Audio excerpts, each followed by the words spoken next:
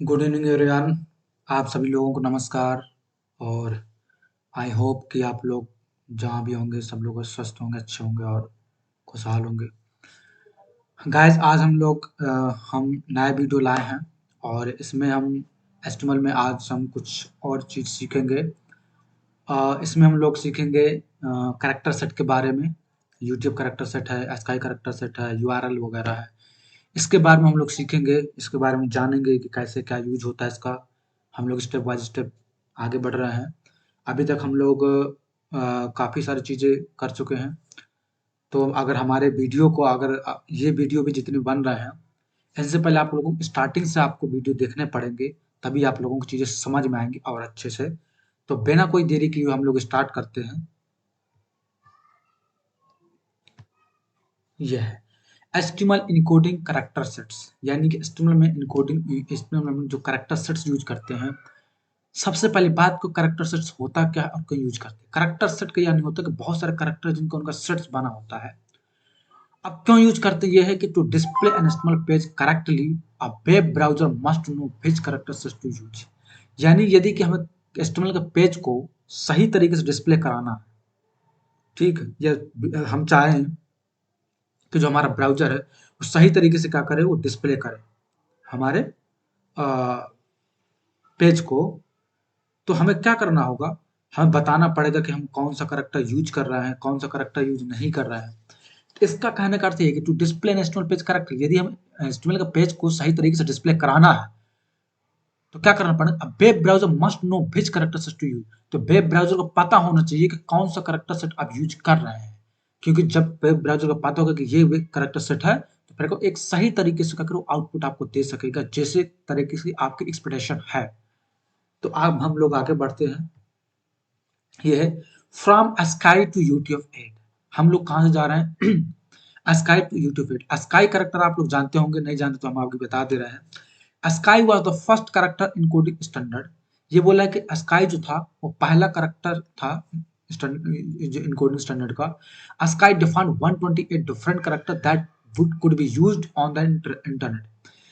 ये कहना चाह रहा है कि जो स्काई था, स्काई 128 अलग-अलग कैरेक्टर्स यूज करता है, जो कि इंटरनेट में भी आपको मिल जाएगा।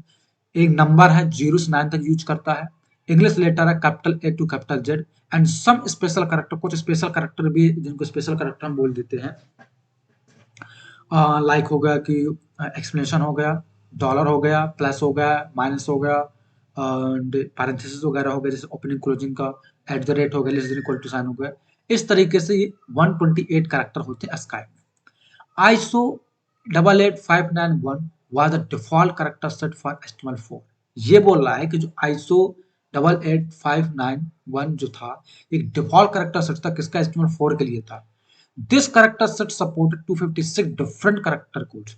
अब ये जो कैरेक्टर सेट है वो क्या करता है कि 256 अलग अलग जो कैरेक्टर कोड है उनको क्या करता है, सपोर्ट करता है। यानी कि ये क्या करता है, 256 डिफरेंट कैरेक्टर को क्या करता है, कोड को सपोर्ट करता है।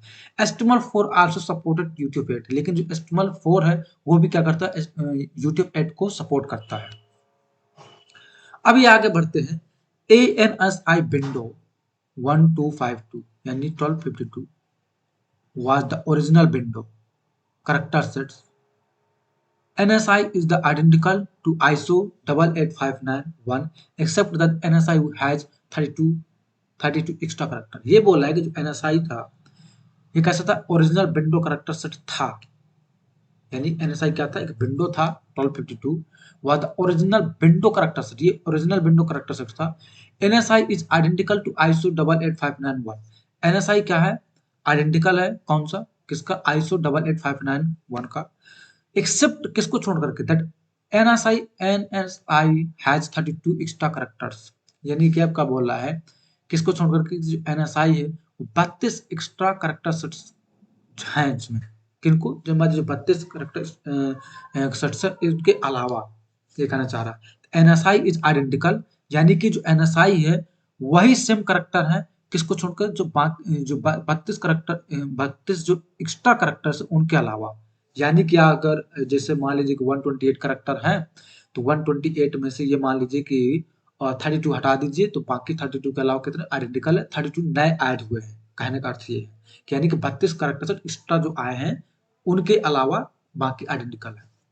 The HTML5 specification encourages web developers to use the YouTube 8 character sets, which covers almost all of the characters and symbols in the world. ये कहना चाह रहा है कि जो HTML5 जब आया, ये समझना होगा, HTML5 जब आया, HTML5 ने क्या किया, इनकरेज किया डेवलपर्स को क्या करने के लिए, YouTube 8 कैरेक्टर सेट को यूज करने के लिए। अब ये बोल रहा है कि जो YouTube 8 कैरेक्टर सेट है, ऑलमोस्ट जितने भी वर्ल्ड में कैरेक्टर्स है, सिंबल, वो सब के सब क्या करता है, कवर कर लेते हैं। यानी YouTube 8 के अंदर सारे कैरेक्टर्स है, सिंबल आ जाते हैं, लगभग ऑलमोस्ट आ ही जाते हैं। अब जब सारे कैरेक्टर आ जाते हैं YouTube 8 में, HTML5 बोलता है कि भाई ऐसा करो, इसको यूज करो, क्योंकि इसके फायदे हैं। सारे कैरेक्टर आ जाते हैं, हमें भागना नहीं पड़ेगा इधर उधर ढूंढो। इसकी ये चीज है। अब ये देखिए कि आप इसे सोच रहे हो कि HTML4 HTML5 में क्या डिफरेंस है। HTML4 में यही डिफरेंस है, HTML5 में, HTML4 HTML5 में ये डिफरेंस है कि HTML4 में जो चीजें थी, ठीक है, HTML5 में क्या है, वो तो सपोर्ट करते ही करता है, और भी एक्स्ट्रा चीजें ऐड हुई है। तो ये HTML5 का आपको कहते हैं प्रॉफिट है। यानी जैसे आप कह सकते हैं ना, कोई नया वर्जन आया है, जैसे मान लीजिए कि मोबाइल में कोई वर्जन है जो अपडेट हुआ है, तो क्या हुआ कि जो चीजें वो तो हैं, लेकिन और भी कुछ चीजें उसमें एक्स्ट्रा चीजें आई हैं, तो उसका और भी बेनिफिट होता है। तो इसी तरीके से जब HTML4 से HTML5 बना, तो उसमें और भी चीजें ऐड हुई HTML5 में। जैसे कि पहले जो क्या था, HTML में क्या था कि हम लोग वीडियो या ऑडियो वगैरह अपलोड नहीं कर पा रहे थे, उसमें इशू था। जब HTML5 आया तो वीडियो, ऑडियो वगैरह और भी चीजें आई। तो अभी हम और भी आगे चीज सीखेंगे, आगे बढ़ते हैं। आगे इसमें क्या कह रहा है, यहाँ पे देखना है आगे क्या करना चाह रहा है। आगे ये कहना HTML कैरेक्टर एट्रीब्यूट, यानी HTML का जो कैरेक्टर है उसका एट्रीब्यूट क्या है। टू डिस्प्ले HTML पे correctly a web browser must know the character set used in web in the page, ये हम पहले बता चुके हैं। This is specified in the Meta tag, ये कहाँ पे स्पेसिफाई होता है, मेटा टैग। यानी कि जो UTF-8 कैरेक्टर सेट होते हैं कहाँ पे स्पेसिफाई करता है, मेटा टैग के अंदर होता है। मेटा टैग आप लोग पहले बता चुके, तो मेटा क्या होता है, डेटा फॉर डेटा, यानी डेटा के लिए डेटा।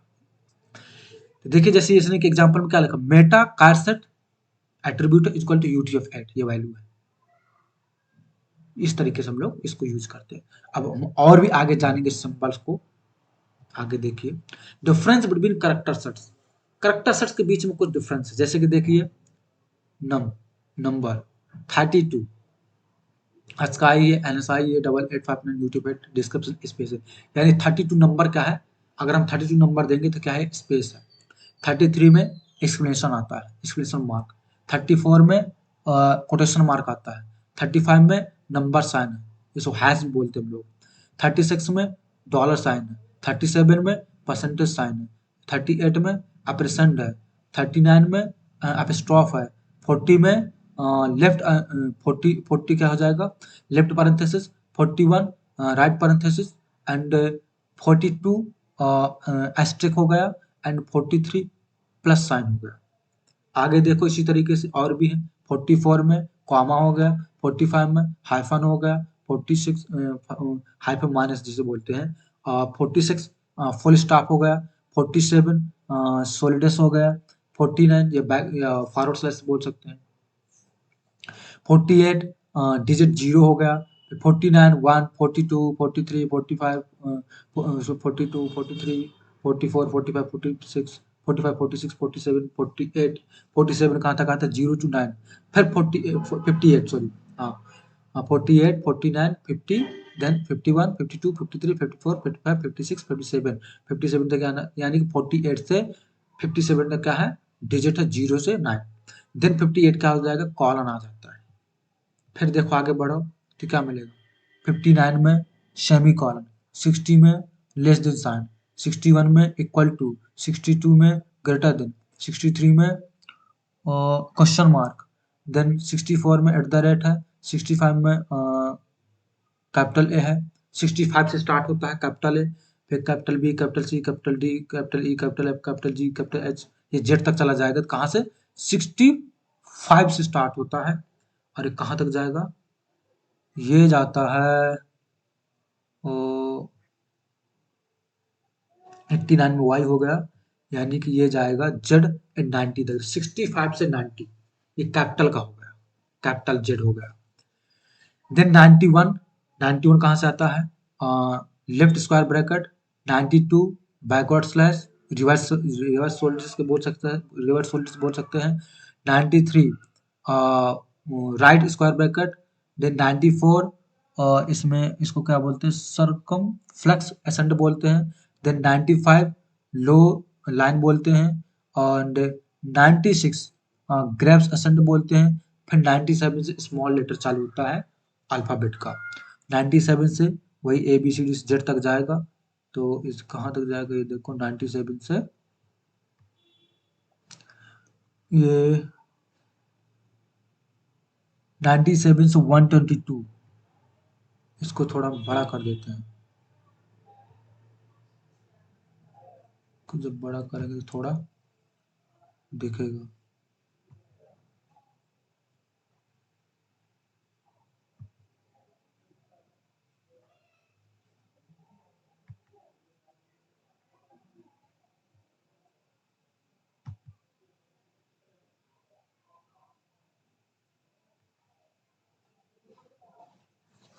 देख लीजिए 122 स्मॉल जेड का कंप्लीट हो जाता है। देन 123 से कहाँ आता है? Left curly brackets, 124 vertical line, then 124, then 125 right curly brackets, then 126 टाइड हो गया, टाइड नहीं टिल्डे हो गया, टिल्डे बोलते इसको। और उसके बाद 127 डेल हो गया। फिर 128 में ये आता है, यूरो आता है। 129 में नॉट यूज्ड, ओके। फिर 130 आ गया। फिर 131, 32, 33, 34, 35, 36, 37, ये आप लोग देख लीजिएगा इसमें पीपीटी में। हम थोड़ा इसमें क्या हो गया क्या,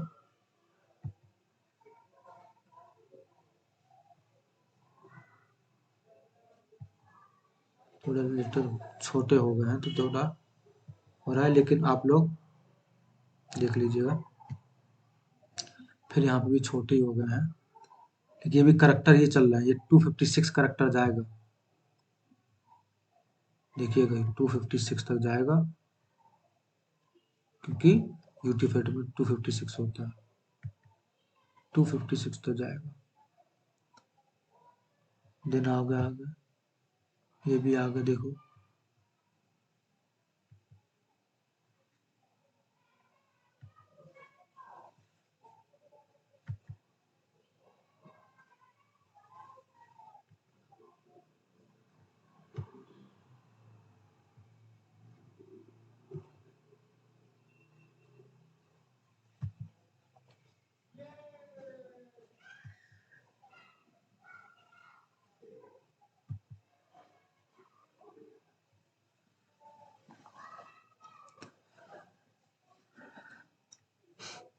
ये 180 183 तक हो गया, तो और भी छोटा हो गया है, इसको थोड़ा बड़ा करते हैं।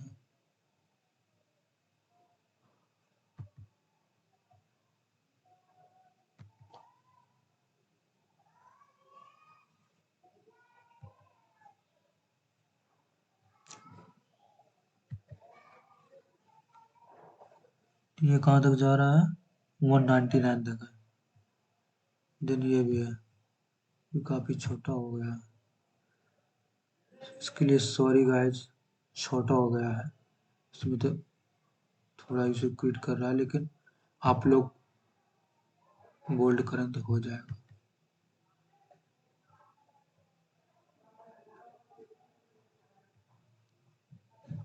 ये कहाँ तक जा रहा है? 260 का। देन ये भी है,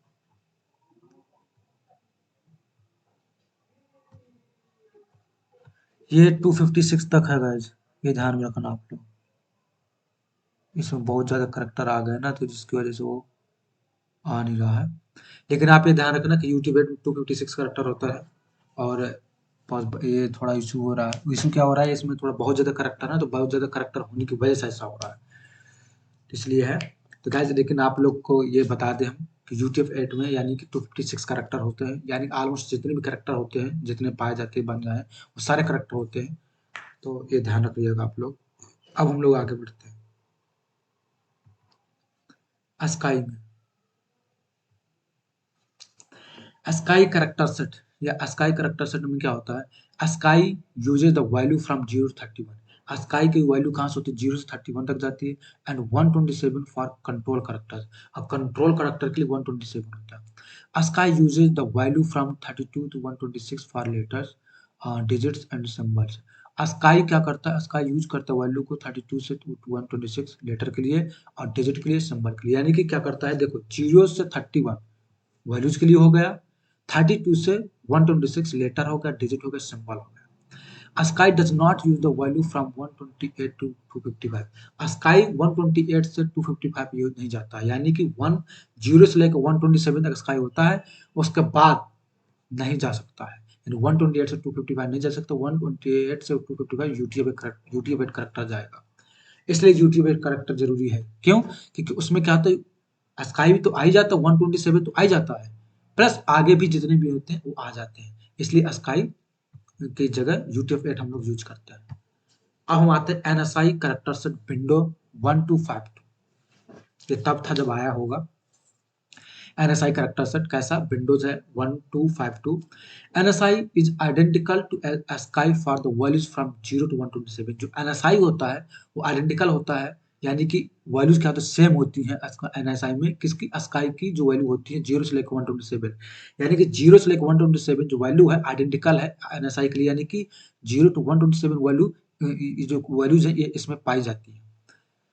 NSI has a proprietary set of characters for values from 128 to 159। NSI जो मैं कहा कि एक proprietary set है character का, जो क्या करता है 128 से 159 पाई जाती है। NSI is identical to UTF-8 for the values from 160 to 255। जो NSI है, NSI is identical to UTF-8। जो NSI है वो आइडेंटिकल है किसके लिए, UTF-8 के लिए, फॉर वैल्यूज, किसके वैल्यूज के लिए, कहाँ से, 160 से 255, यानी 160 से 255 के लिए जो NSI का आइडेंटिकल है।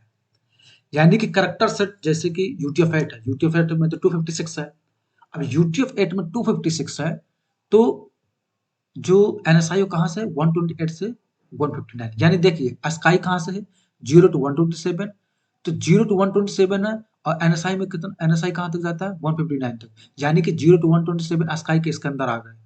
इस NSI के लिए क्या हो गया, आइडेंटिकल हो गया अस्काई। अब NSI में 120 से 159 यानी 159 तक है, तो NSI क्या आइडेंटिकल है किसके लिए, UTF-8 के लिए, यानी कि UTF-8 में 256 आ रहा है, 160 से 255 है ना वैल्यूज के लिए, यानी कि 0 to 159 में क्या आ गया, स्काई भी आ गया, NSI भी आ गया UTF-8 के लिए, और ये बाकी जो वैल्यूज है वो भी आ गई 0 to 255, यानी कि 256 करेक्टर।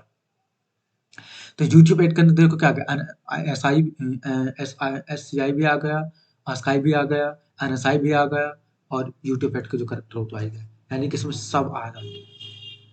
तो अब आगे देखो क्या बोलता है, ISO 8859।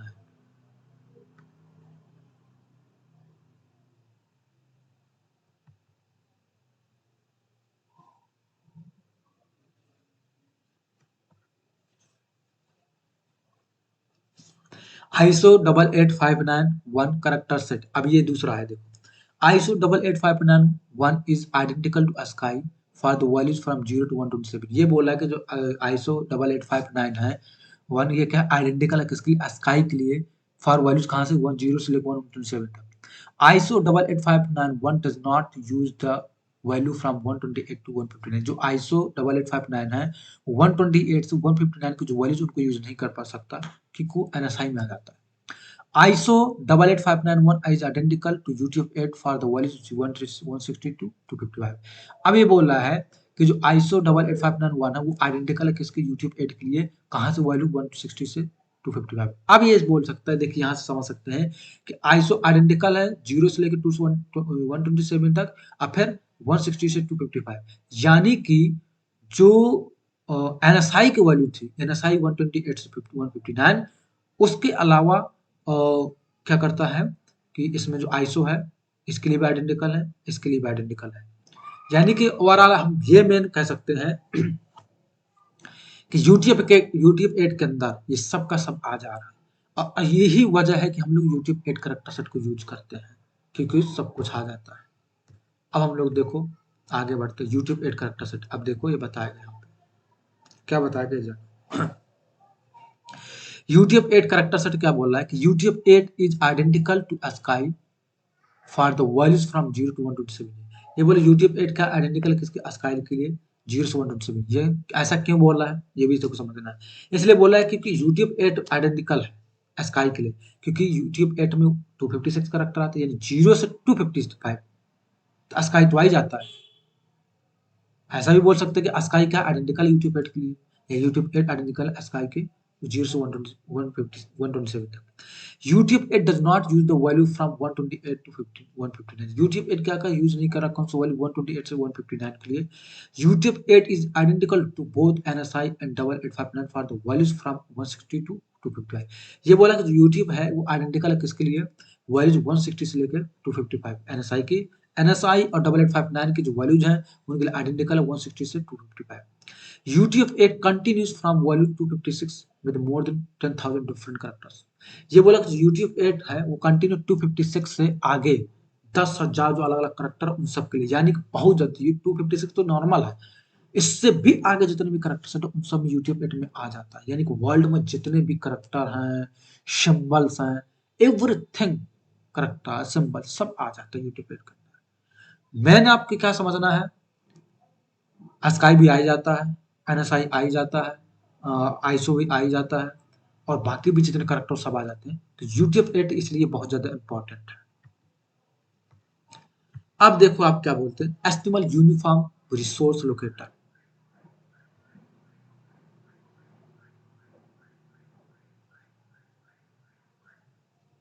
आगे देखो एचटीएमएल यूनिफॉर्म रिसोर्स लोकेटर, यानी कि एचटीएमएल क्या यूनिफॉर्म रिसोर्स लोकेटर भी है। A URL is another word for web address. URL क्या होता है, एक यूआरएल होता क्या है, एक दूसरा शब्द कह सकते हैं वेब एड्रेस के लिए। वैसे इसको क्या बोलते हैं, uniform resource locator. Uniform resource locator को हम क्या बोलते हैं, URL. URL uniform resource locator. दूसरे शब्द में ये बोलते हैं URL. A URL is another word for a web address. A URL can be composed of words, यानी URL में क्या होता है, कंपोज होता है वर्ड्स का, वर्ड जो वर्ड होते हैं उन सब का कंपोज होता है। एग्जांपल जैसे कि w3school.com हो गया, और इंटरनेट प्रोटोकॉल आईपी एड्रेस हो गया। एग्जांपल जैसे कि 192.68.20.50, ये सब क्या होता है यूआरएल में मिक्स होता है, कंपोज होता है।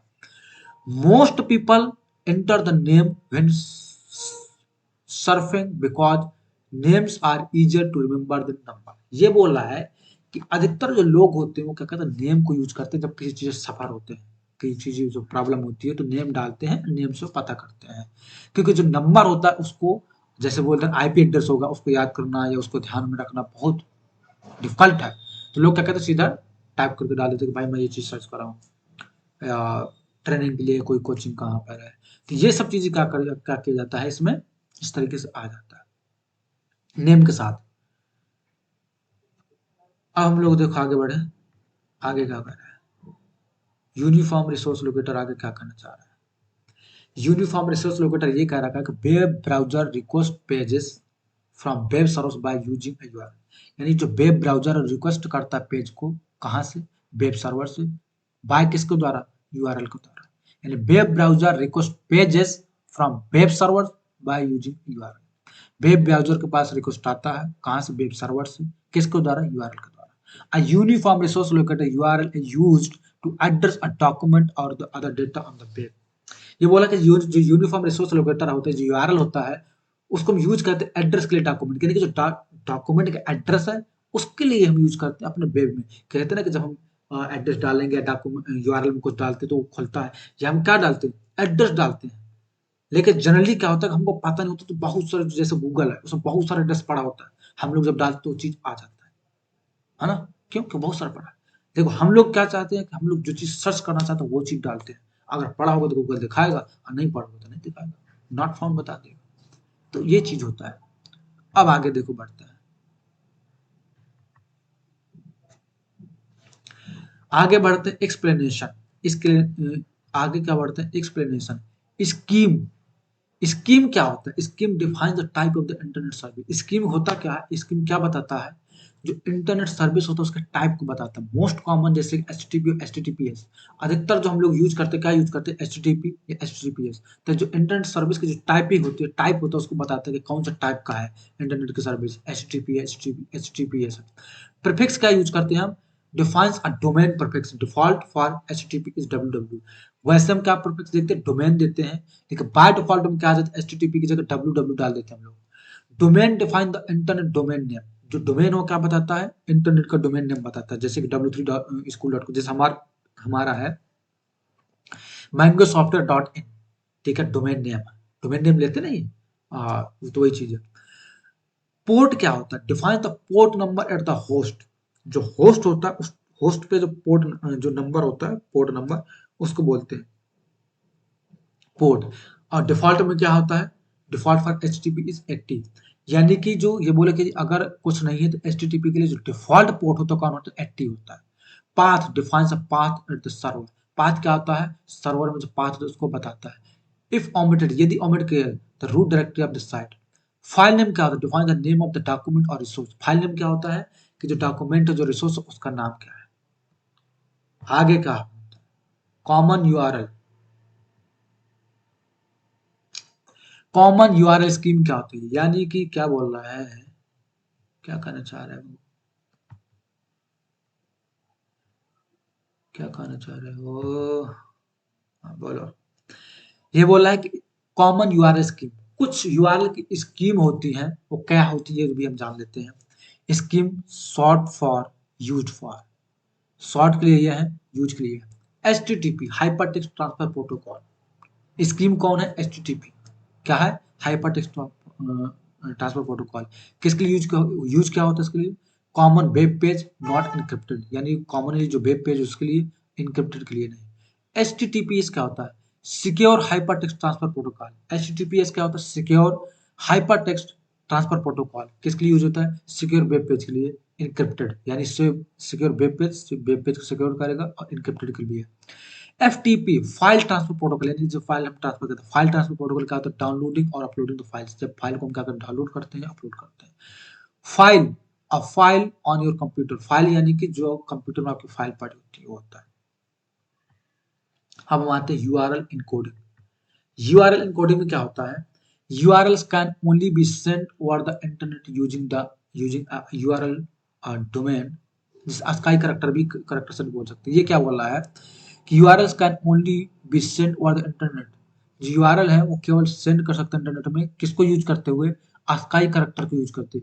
If a URL contains a character set outside the ASCII set, the URL has to be converted। ये बोला कि यदि URL में करेक्टर सेट जो जो ASCII सेट है उससे बाहर जा रहा है तो यूआरएल क्या करता है, कन्वर्ट कर लेता है उसको। लेकिन जो हम यूआरएल में डालते हैं, यूआरएल क्या करता है, केवल इंटरनेट को क्या करता है, यूज करता है ASCII करेक्टर सेट के लिए। यही बोल रहा है कि URL can only be sent, यानी यूआरएल क्या करते हैं, केवल सेंड कर सकते हैं किसको, ओवर द इंटरनेट यूज, जो इंटरनेट हम यूज करते हैं उसमें कौन सा ASCII character set. If a URL contains character outside the ASCII, यानी सेट, यदि जो करेक्टर है वो ASCII से आउटसाइड का है, यानी कि ASCII से बाहर का करेक्टर यूज कर रहा है, तो URL has to be converted, URL का कन्वर्ट कर लिया जाता है। URL encoding converts non ASCII character into a format that can be transmit over the internet. ये बोला कि यूआरएल क्या करता है, यूआरएल इनकोडिंग क्या करता है, कन्वर्ट करता है नॉन ASCII करेक्टर से किसी में फॉर्मेट में जो उसको चाहिए, transmit over the internet, internet में ट्रांसफर कर लेता है। URL encoding replaces non-ASCII characters with a percent followed by hexadecimal digit। ये बोला कि यूआरएल इनकोडिंग क्या करता है कि जो नॉन ASCII करेक्टर होते हैं, जो ASCII से बाहर होते हैं, उनको क्या कहता है, रिप्लेस करता है किसके साथ, परसेंटेज के साथ। किसको फॉलो करता है, हेक्साडेसिमल डिजिट को फॉलो करता है। यानी ये कहना चाह रहा है कि यदि ASCII करेक्टर सेट से बाहर का भी कोड है तो उसको क्या कहते हैं, फॉर्मेट में लाता है, कन्वर्ट करता है, उसके बाद उसको यूज करता है। URL cannot contain space, URL space नहीं लेता। URL encoding normally replaces a space with a plus sign or %20। ये बोल रहा है कि URL cannot contain space, URL space नहीं लेता है। URL encoding normally replaces space, URL होता है क्या करता है, इनकोड का तो नॉर्मली स्पेस को रिप्लेस करता है किसके साथ, प्लस साइन के साथ, ये %20 के साथ। ट्राई इट योरसेल्फ, यानी कि आप खुद से भी क्या करें, आप वो करें, यूज काम करें, यानी कि क्या ये तो देखिए ये पूरा का पूरा थ्योरेटिकल है, यानी कि यूट्यूब कैरेक्टर क्या होता है, यूआरएल क्या होता है, इनकोडिंग क्या होता है, कैसे काम, ये सब चीज़ों को जानना बहुत ज़रूरी है। हाँ, एक चीज़ हम आपको ज़रूर बताते हैं, हमने जितना भी यहाँ पे बताया है, इंटरव्यू के लिहाज से इससे बाहर वो कहीं नहीं जाएँगे। अगर आपको इंटरव्यू क्रैक करना है, इससे बाहर कहीं नहीं जाएँगे। इसलिए मैं और बाकी की वीडियो को नहीं कह सकता, हो सकता है लोग बहुत अच्छा बनाए, देखने में बहुत अच्छा लगे, बहुत कुछ हो, लेकिन इंटरव्यू के लिए मैं दावे के साथ कह सकता हूँ, गारंटी के साथ कह सकता हूँ कि जो मैंने पीपीटी बनाई है, इससे बाहर कहीं नहीं जाएगा। और यदि आप लोगों को डॉक्यूमेंट चाहिए तो कमेंट बॉक्स में बताइएगा, हम प्रोवाइड करेंगे। अस्काई इनकोडिंग एग्जाम्पल क्या है, ये कुछ अस्काई के भी है एग्जाम्पल हैं। जैसे देखिए, इससे जो पहला जो वीडियो था उसमें हम बनाए थे, कुछ आपको दिखाया भी था कि यूरो वगैरह कैसे हम प्रिंट कराए थे। आप लोगों को इससे पिछले वाला वीडियो हमारा देखना होगा, 25th ट्यूटोरियल, ये 26th ट्यूटोरियल है। Your browser will encode input, यानी कि आपको ब्राउजर क्या करता है, आपका जो इनपुट उसको इनकोड करता है according to the character set, किसके हिसाब से, करेक्टर सेट के हिसाब से, use in the your page, जो भी आपके पेज में यूज हो रहा है। The default character set in HTML5 is UTF 8, जो डिफॉल्ट करेक्टर सेट HTML5 में कौन सा, यूट्यूब 8 है, यूट्यूब 8 में सबके सब करेक्टर आ जाते हैं। तो यही गाइस था हमारा आज का जो मेन, अभी जो हमें बताना था कि यूट्यूब 8 करेक्टर सेट क्या होता है, यूआरएल क्या होता है, इनकोडिंग क्या होती है, ये सब चीजें हम लोग करेक्टर सेट के बारे में हम लोगों ने अभी तक जाना। आगे हम लोग अब जानेंगे, अगला जो हमारा ट्यूटोरियल होगा, अगला जो हमारा वीडियो होगा, वो होगा एचटीएमएल और एक्सएचटीएमएल दोनों में डिफरेंस क्या होता है, दोनों के यूजेस कैसे क्या है। उसके बाद हम लोग फॉर्म्स वगैरह बनाएंगे, फॉर्म कैसे बनता है, कैनवास में कैसे बनेगा, ग्राफिक्स होगा, एपीआई होगा एचटीएमएल में। अभी हम आगे बहुत अभी कुछ बचा है, लेकिन अगर आपको अच्छे से समझना है तो प्लीज आपको हमारा स्टार्टिंग से वीडियो देखना होगा। मैं दावे के साथ करता हूँ, आप स्टार्टिंग से वीडियो देखिएगा, आपको पता चल जाएगा। प्लस ये भी कहूंगा कि इंटरव्यू जितना मैंने वीडियो बनाया, जितना मैंने बताया है, इंटरव्यू में से बाहर नहीं जाएगा, आपको अगर रिप्लेसमेंट के लिए चाहिए। तो गाइज हम लोग अब यहीं पे वाइंड अप करेंगे, और आप लोगों से मेरी प्लीज रिक्वेस्ट है कि प्लीज लाइक करें, कमेंट करें, शेयर करें, सब्सक्राइब करना ना भूलें, और प्लीज अपने फ्रेंड सर्कल में शेयर करें। और अगर कोई क्वेश्चन है, कोई क्वेरी है, आप कमेंट बॉक्स में जरूर क्वेश्चन पूछे, मैं रिप्लाई जरूर करूंगा आपका।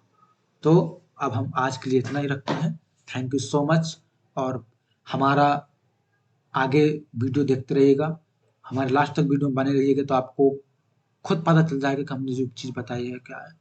और please, so thank you so much, हम लोग यहीं पे इतना ही रखते हैं। Okay, bye bye.